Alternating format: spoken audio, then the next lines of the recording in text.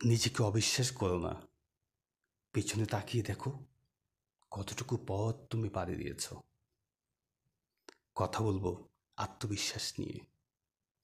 তার আগে ছোট্ট অনুরোধ, যদি আমার কথা ভালো লাগে, আমার যুক্তি যদি মনে স্থান করে নিতে পারে, লাইক শেয়ার কমেন্টস আশা করছি। যদি ইউটিউব থেকে দেখে থাকো অবশ্যই সাবস্ক্রাইব করে দেবে, যাতে পরবর্তী ভিডিও অনায়াসে পেয়ে যেতে পারো। যেটা বলছিলাম যে তোমার দ্বারাই হবে, তুমিই পারবে।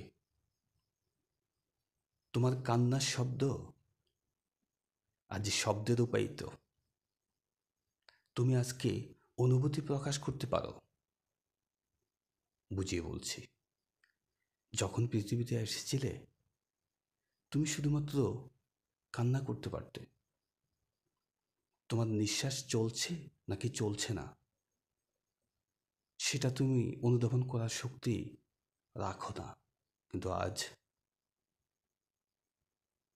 তোমার মস্তিষ্ক সক্রিয়। একদিন তুমি হাঁটতে পারত না, বসতেও পারত না, হামাগুড়িও দিতে পারত না। শুধুমাত্র চোখ দিয়ে ফেল ফেল করে তাকিয়ে থাকতে। আজ ওই চোখ অনেকটা দৃশ্য দেখার পরে তুমি সব জানতা। সব জানতা বলছি এই জন্যই তুমি কিন্তু অনুভূতি প্রকাশ করার অ্যাবিলিটি রাখো। তুমি শব্দ দিয়ে বাক্য তৈরি করার ক্ষমতা রাখো। এই জন্য বলছি অন্তত কথা তো বলতে পারো।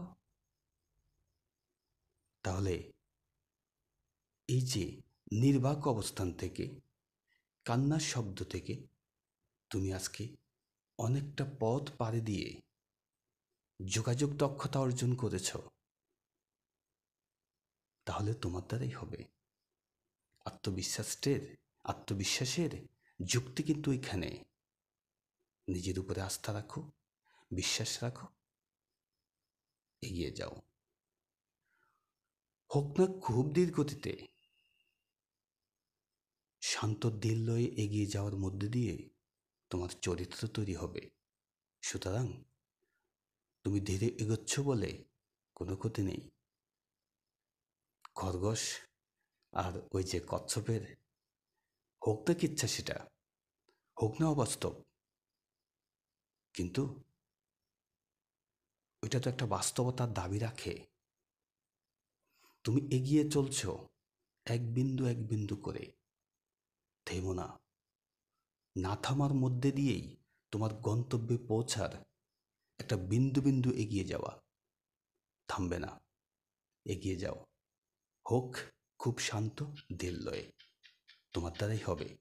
এই আত্মবিশ্বাসটা তুমি রাখো, তুমি পারবে।